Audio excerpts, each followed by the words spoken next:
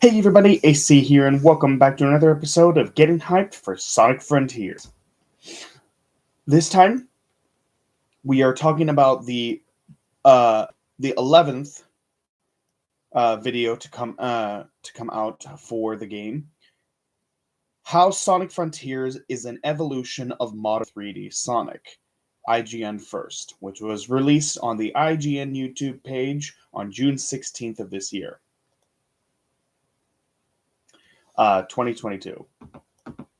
So, this one is basically it was an interview with one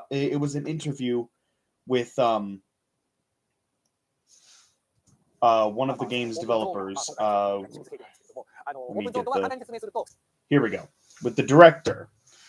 Um, I apologize if I butcher this name. Morio Kishimoto.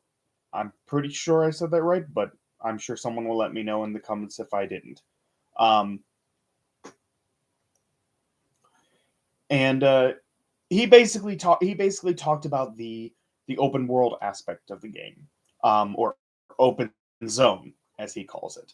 I'm still not entirely sure what the difference is between an open world and an open zone. That is still not very clear.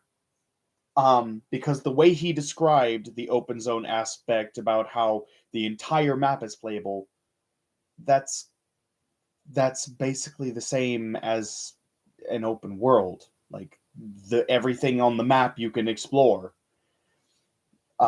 So I don't know. I don't know. I don't know what the difference is between an open world and an open zone game is. I'm not sure what the difference there is. Um, but he talked about how he wanted to have more of a emphasis on combat.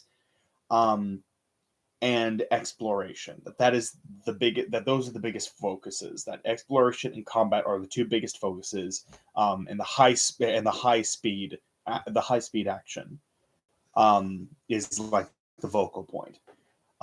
He said that the difficulty throughout the game is going to be pretty consistently the same.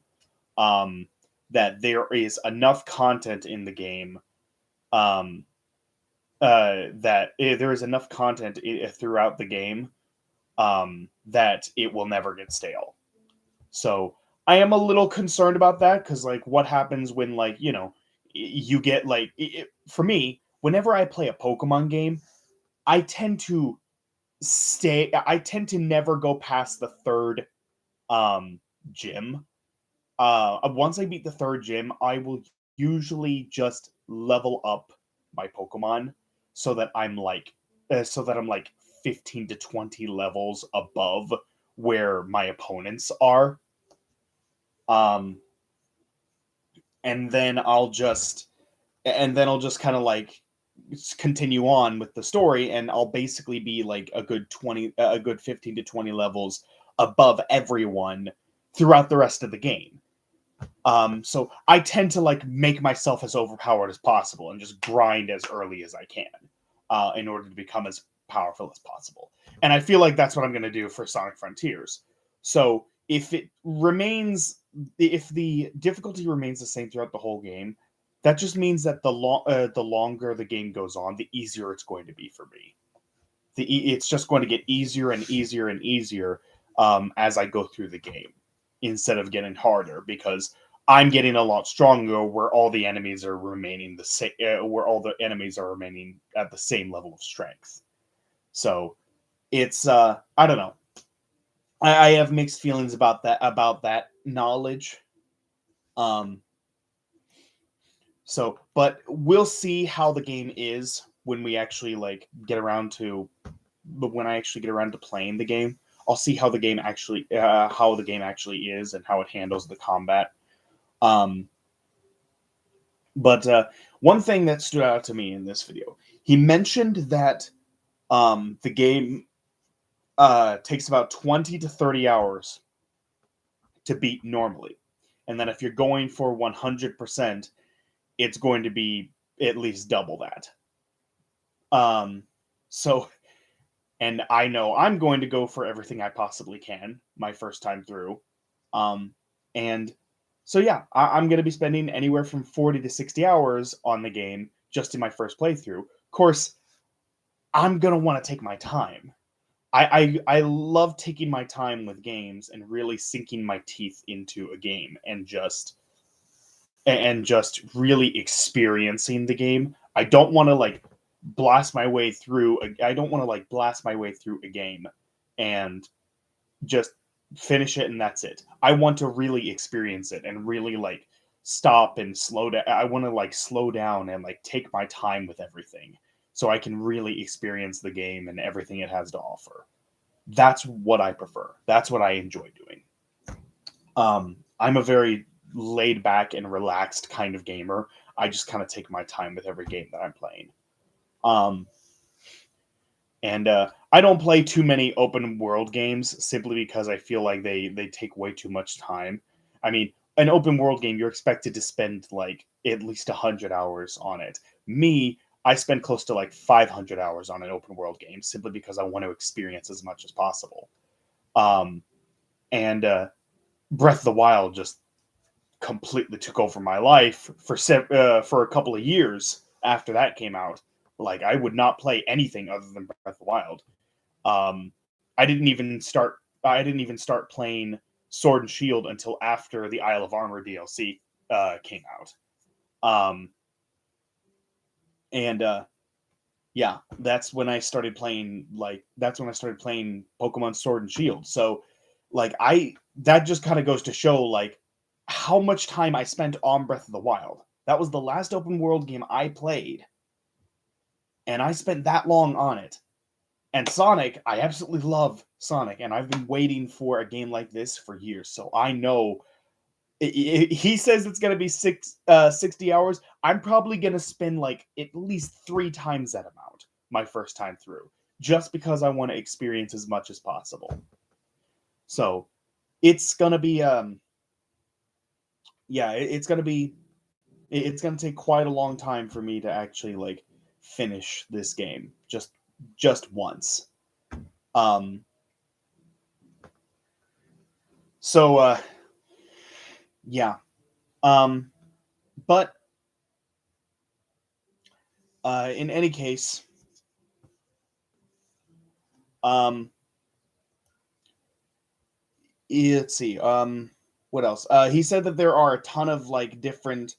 Um, there's a ton of different puzzles that kind of like cause the game to slow down a bit. They slow down and have like quieter moments. Um, and the puzzles can offer unique little challenges and rewards if you do them, and that the more you explore, the more you're going to uncover this world's secrets and the mysteries that it holds. Um,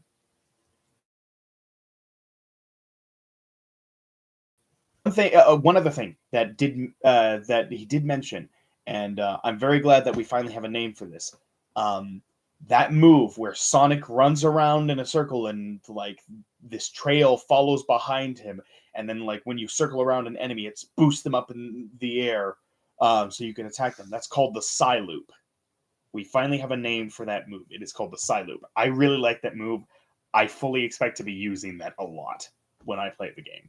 That looks so much fun. That move looks like so much fun. So I'm definitely going to be using that. And he said that the effects that it causes will be different depending on the enemy that you use it on.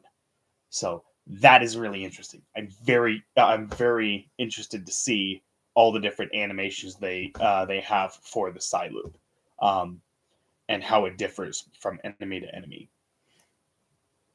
Um, but yeah, so there's not much else to say about it. A lot of it else is basically just kind of like him like trying to explain what an open zone is, but I still don't quite understand the difference between an open zone and an open world. It still seems like it might be just kind of the same thing. So I don't know. We'll see when the game officially comes out. We'll see what the actual difference is. Um, I think it might be one of those things where like you won't really understand until you play it for yourself. You won't understand exactly what they mean until you play it yourself. That's what I think anyway.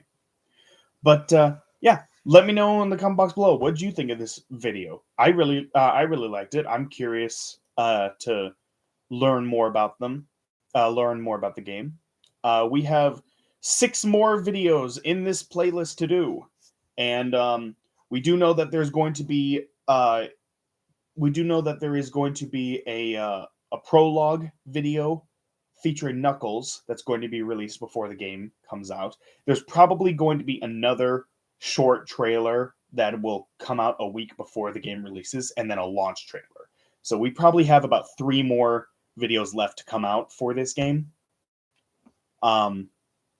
So there's 17 in total right now. So there's going to be 20. There's going to be a total of 20 by the time 20 trailers by the time we're done.